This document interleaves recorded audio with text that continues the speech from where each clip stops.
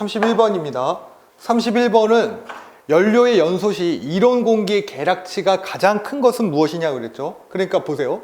들어가는 연료가 킬로그램 단위로 들어갔을 때에 소모될 수 있는 이론의 산소량이 스탠다드 세제곱미터로 나오는, 그러니까 이론의 산소 양이 얼마만큼 많이 소모되느냐, 그게 이론 공기량이 큰 거잖아요. 그러면 LPG는 주성분이 C3H8의 프로판이거나 C4H10의 부탄이거나 이렇거든요. 그러면 우리 아까 했던 것처럼 얘는 사실은 5O2를 만나서 3CO2와 4H2로 나가기 때문에 이 중에 소모되는 산소가 결국 얘 하나 연소를 잘 시키려면 O가 필요하다는 얘기인 거고, 그 다음에 만약에 부탄을 연소를 시키면 4CO2에 5H2O가 나오고 여기에 428에 5개니까 13개면 얘를 2로 나누는 거죠. 2분의 13 이렇게 된단 말이지. 그러면 뭐 6.5인가요? 이렇게 나온다는 얘기지. 그러니까 얘 연소시키려면 6.5가 필요하고 얘 연소시키려면 5가 필요한가, 다른 것들도 마찬가지로 얼마만큼의 산소가 필요한지를 생각해 보면 된단 말이에요. 그런데 여기 보면 석탄가스, 발생료가스, 고로가스 이런 것들은 대부분 주성분이 뭐냐면 메탄이나 혹은 CO, H2 이런 애들이 주성분입니다. 그러니까 이렇지 않다는 얘기예요. 얘는 CO는 이거 만나서 CO2가 되는 거니까 연소시키면 결국은 2분의 1 O2만 필요하다는 얘기인 거고, 마찬가지예요. H2도 얘만 필요하고 H2O로 되는 거고, 메탄 같은 경우에는 EO2에 CO2 플러스 EH2오겠죠? 그럼 4개 맞네요? 네, 이렇게. 그러니까 지금 필요한 게 얘는 2개밖에 안 필요하고 얘는 2분의 1, 얘도 2분의 1. 나머지가 다 그렇다는 얘기예요. 그러니까 제일 많이 필요한 게 누굽니까? LPG가 제일 많이 필요한 거죠. 정답은 1번입니다. 그래서 제가 여기 설명드렸던 건 고로가스는 CO가 이거, N2가 이만큼, 그 다음에 이것도 마찬가지 N2 이만큼 이렇게 돼 있으니까 아무래도 LPG 같은 것들이 이론의 가스를 소모하는 것이 많더라. 이론 공기량이 가장 많더라. 이렇게 찾아내시면 되는 그런 문제였습니다. 넘어가죠. 그 다음에 유압 분무식 버너. 액체 연료를 연소시키는데 버너가 한 3가지 정도, 크게 구분 지으면 한 3가지 정도 있다고 봤어요. 그랬을 때 아니지, 4가지죠. 건타입까지 생각을 해야 되니까. 유압 분무식은 뭐 생각하시면 좋다고 했었냐면 이렇게 학생분들 이제 그 샤워할 때 있는 샤워 노즐 있잖아요. 그거 생각하시면 좋다고 했어요. 그 구멍이 조그맣죠. 거기서부터 기름이 나온다고 생각해 보세요. 그게 아무리 뭐 몇 단 이런 거 있나요, 집에? 그러면 잘 사는 집이지. 엄청 막 단수가 있는데 물을 단수로 한다? 그건 잘 사는 집 아닐까요? 어쨌든 얘를 1단, 2단, 3단으로 할 수는 없잖아요. 나오는 양은 있다고. 그게 이제 아파트 높낮이에 따라서 조금 더 잘 나오고 덜 나올 수는 있겠습니다만, 결국은 이 노즐 구멍 사이로 연료가 혹은 물이 나와야 하기 때문에 한정된 양만큼만 할 수 있다고요. 그러니까 유량을 조절한다는 얘기가 부하변동 대응하기가 용이하다는 얘기와 같아요. 이게 무슨 얘기냐면 부하변동에 대응하기가 용이하다. 이 얘기는 내가 밥솥이 있는데 그 밥솥에 원래는 한 2인분만 해야지 되는 밥솥이야. 근데 10인분이 들어왔어. 이거에 대한 부하변동 대응이 좋다는 얘기예요. 10인분을 할 수 있다는 얘기입니다. 이건 뭐라는 얘기예요?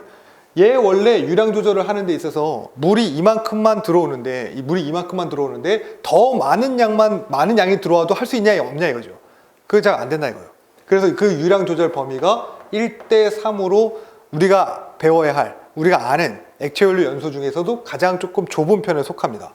대신에 이 유량 조절비가 작으면 뭐는 넓어지냐면 분무 각도는 커져요. 그래서 얘는 한 40에서 90도 정도의 분무 각도를 갖고 있습니다. 얘가 갖고 있는 단점이 있어요. 뭐가 있냐면 점성이 진하잖아요.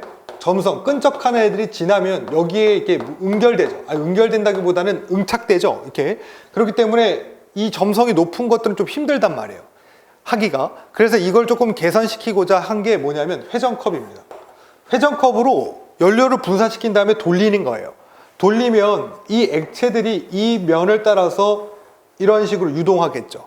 그리고 떨어져 나가겠죠. 그러니까 얘보다는 유량 조절비도 조금 괜찮고 대신에 분무 각도는 조금 덜하고 점성 높은 것도 대처할 수 있고, 그래서 얘는 유량 조절비가 한 1대5, 이건 회전식 이라고 하고, 분무 각도는 한 40에서 80 정도 중간입니다. 그 다음에 이제 고압 버너식, 고압 공기식 이런 게 있어요. 이제 고압으로 공기를 가해서 바깥으로 분사시켜서 내보내겠다는 얘기인데, 얘가 이제 조절이 1대10 정도 되고, 그 다음에 분무 각도는 한 20에서 30도 정도? 네, 20에서 한 30도 정도 됩니다. 그러니까 항상 고려하실 때 유량 조절비가 작으면 분무 각도가 클 것이다. 유량 조절비가 크면 분무 각도가 작을 것이다. 이걸 고려하셔야 합니다. 그러면 정답은 1번이 되는 거죠. 부하 변동 적응이 쉽다가 되는 것이 아니라 작다고 돼야 되겠습니다. 그 다음에 2번, 3번, 4번 한번 읽어보시고, 33번 9,000kcal per kg의 열량을 내는 석탄을 시간당 800kg 연소하는 보일러가 있다. 실제로 이 보일러에서 시간당 흡수된 열량이 이만큼이면 이 보일러의 열 효율은 얼마입니까? 물어봤네요. 사실 이거는 단위로 그냥 끝내야지 될 것 같아요. 그냥 그래도 될 것 같아요. 여기 퍼센테이지로 나오니까 그냥 이거는 위아래 단위가 그냥 다 맞으면 된다는 얘기니까요. 일단 9,000 kcal per kg의 열량을 내는 석탄을 시간당 80kg 이거니까요. 이거 두 개 단위 끊어졌죠. 그리고 이거를 배출하고 있는데 이 중에 시간당 흡수된 열량이 얼마입니까? 이거 대비 흡수된 열량이 시간당이죠. 이것도 마찬가지예요. 6,000kcal per hour. 시간당이니까. 그럼 끝났습니다. 사실. 이 분자분모 왜 이렇게 했나요? 아니 이제 뒤집어도 9,080을 위에다 곱한 다음에 이거 나눠도 답은 안 나와요. 객관식에서는 이런 게 필요해요. 6,000kcal 9,000을 9,000에다가 80 곱한 걸로 나누면 답이 나오는데 이걸 뒤집으면 안 나온다고요. 그러니까 뒤집고 맺히고 해봐야 답이 나오면 그걸로 해도 된다는 얘기죠. 그러니까 단위만 끊어서 하는데 원래는 이게 반출된 열량 대비 흡수된 열량이 얼마인지를 산정하는 식이 있어요. 근데 뭐 굳이 식을 세울 필요가 있나요? 그냥 퍼센테이지로 하면 되죠. 그래서 정답은 그냥 83.3%, 3번이 답입니다. 이렇게 푸시는 문제들도 있습니다. 그 다음에 34번 저희 발열량이 7,000kcal per 스탠다드 세제곱미터 가스 연료의 이론 연소 온도가 얼마냐 물어봤는데요. 이론 연소 온도 구하는 거 T도씨. 왜냐면 뭘 보고 제가 이렇게 그냥 바로 식을 세우냐면 저희 발열량을 줬고 그 다음에 정압 비율 이런 거 줬기 때문에 이거가 생각납니다. 저희 발열량을 통해서 이론의 연소 온도를 구하는 것은 G 곱하기 CP의 플러스 온도 도씨 이렇게 하는 거죠. 얘는 저희 발열량, 얘는 가스량이죠. 얘가 정압 비율, 그 다음에 여기는 연소실 가스의 온도라든지 기준 온도 이런 게 된단 말이지. 그러니까 여기 줬잖아요. 기준 온도는 15도씨 줬고요. 그 다음에 얘는 7,000의 kcal per 스탠다드 세제곱미터라고 주어졌고 얘 이론 연소 가스량 10의 스탠다드 세제곱미터 이걸로 줬고요. 얘는 0.35 per 스탠다드 세제곱미터 도씨 이라고 줬죠. 그러면 사실은 이거는 단위를 끊을 게 없는데요. 뭘 할 게 없어요.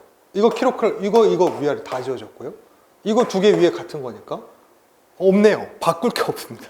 이것만 그냥 넣으면 됩니다. 그리고 사실은 문제가 조금 어렵게 나올 때는 여기 G 있죠.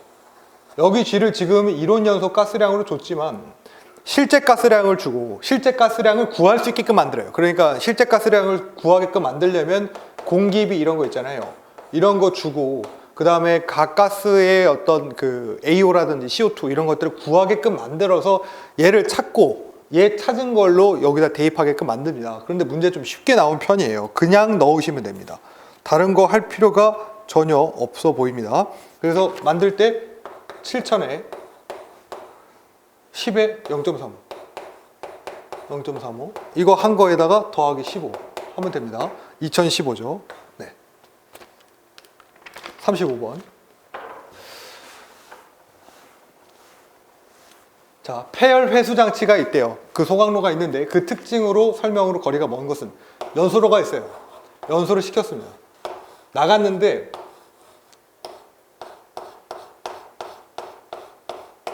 이 열이 그대로 나가면 좀 아깝다는 얘기예요. 왜 그대로 나갈 수 있냐면, 소각장에서 만약에 다이옥신 같은 것들을 좀 처리를 해야지 된다고 하면 열을 1100에서 1200도 정도로 해야지만 다이옥신이 처리가 되니까 이것들 외에 필요 없는 열들을 내보낼 수 있단 말이에요. 그 열이 아까우니까 그걸 이제 수증기를 좀 데워가지고 다른 데다 쓴다든지 한단 말이죠. 그 목욕탕 같은 물로 때운다든지 뭐 이렇게도 할 수 있단 말이죠. 그러니까 여기에는 폐열을 조금 회수해서 남은 열을 회수해서 다시 이 안에다가 집어넣으면 연소실의 온도를 굳이 계속적으로 높여줄 필요 없고 이 열을 계속 이용하면 되니까 재사용의 가치로서도 활용이 다 가능하다는 얘기인 거죠. 그러면 자 보세요. 연소가스 배출하는 부분하고요, 수증기의 어떤 보일러관의 부식에 염려가 없대요. 그러니까 얘네들을 폐열을 써서 다른 쪽으로 조금 연결을 시켜서 그 폐열을 쓰는데요. 이 관을 따가지고 줄 거잖아요. 근데 문제는 뭐가 되냐면 일로 나가는 애들은 고온이에요. 여긴 고온가스라고. 근데 여기는 이 관은 저온이잖아요. 그러니까 고온이 갑자기 저온을 만나면 산노점 이하, 이슬점이 맺히는 지점, 이거를 산노점 이하라고 하는데, 노점, 그러니까 이슬점인데 뭐에 산길을 띄고 있는 애의 노점이란 얘기예요. 얘네들이 낮아지면서 동시에 여기 뭐가 시작되기 시작하면 얘네들 액화되면서 여기 붙어요. 근데 나가는 가스들이 결국은 오염물질을 태우면 뭐 어떤 것들 나옵니까? 황산 이런 것들 나올 수 있죠. 그 다음에 뭐 질산, 염산 이런 것들 나올 수 있잖아요. 그러니까 그런 가스들이 나가는 애들이 액화되어서 여기에 산으로 존재하면 이 관을 다 부식시킨단 말이죠. 그래서 원래 저온 부식이란 얘기가 있어요. 그거를 방지할 대책을 좀 강구를 해야 합니다. 그래서 부식의 염려가 없다는 것이 아니라 부식의 염려가 있다고 해야지 되고요. 열 회수로 연소가스의 온도라든지 부피를, 처음에 있던 온도와 부피를 좀 줄일 수 있다는 얘기예요. 처음 거를 이용해서 쓰기 때문에. 공기와 연소가스의 양이 비교적 적대요. 왜? 여기서부터 나가는 것들을 집어넣기 때문에 용량이 작은 송풍기를 쓸 수 있다는 거고, 수증기 생산을 위해 순냉로 벽이라든지 보일러 등 설비가 좀 필요합니다. 이렇게 되어 있습니다.